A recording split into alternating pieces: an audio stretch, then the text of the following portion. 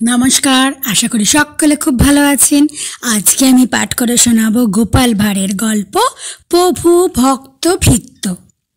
গোপাল ভাঁড় তার চাকরকে ডেকে একদিন বললে, দেখ, বাইরের লোকেরা তামাক খাওয়ার জন্য আমার বৈঠকখানায় এসে ভিড় করে, এতে অনেক খরচ হয়ে যায়। আমি যখন বাইরের লোকের সামনে তোকে তামাক সেজে আনতে বলবো, তখন তুই মোটেই তামাক সেজে আনবি না। যে কোনো একটা অজুহাত দেখাবি, যেন সাজার সময় তোর একেবারেই নেই, এমন একটা ভাব দেখাবি।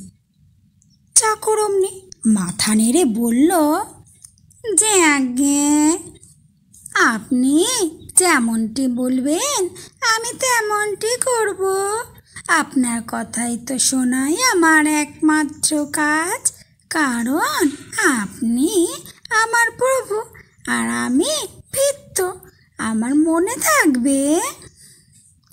কিছুক্ষণ পরে গোপালের বৈঠকখানায় রাজা কৃষ্ণচন্দ্র উপস্থিত হলেন।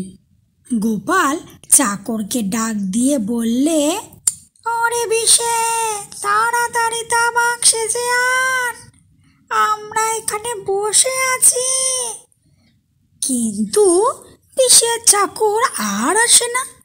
অনেক ডাকাডাকির পরেও বিষে বৈঠকখানা ঘরের মধ্যে না আসায় গোপাল ছেলেকে দিয়ে চাকরকে বৈঠকখানা ঘরে আনিয়ে ধমক দিয়ে বললে, সেই কখন থেকে তোকে তামাক সেজে আনতে বলছি, শুনতে পাচ্ছি?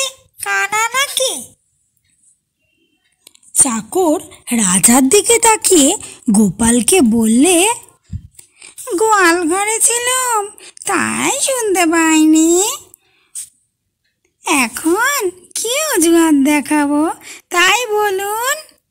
টিকে নেই না তামাক নেই, না মা ঠাকুরন ডাকছেন, কি বলে তামাক সাজবো না?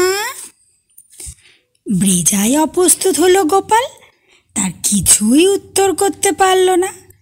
নমস্কার, আমার গল্প পাঠ এখানেই শেষ হলো। গল্প পাঠ যদি ভালো লাগে একটা লাইক করবেন, কমেন্ট করে জানাবেন, আর নিত্য নতুন গল্প শুনতে হলে চ্যানেলটা সাবস্ক্রাইব করে পাশে থাকবেন।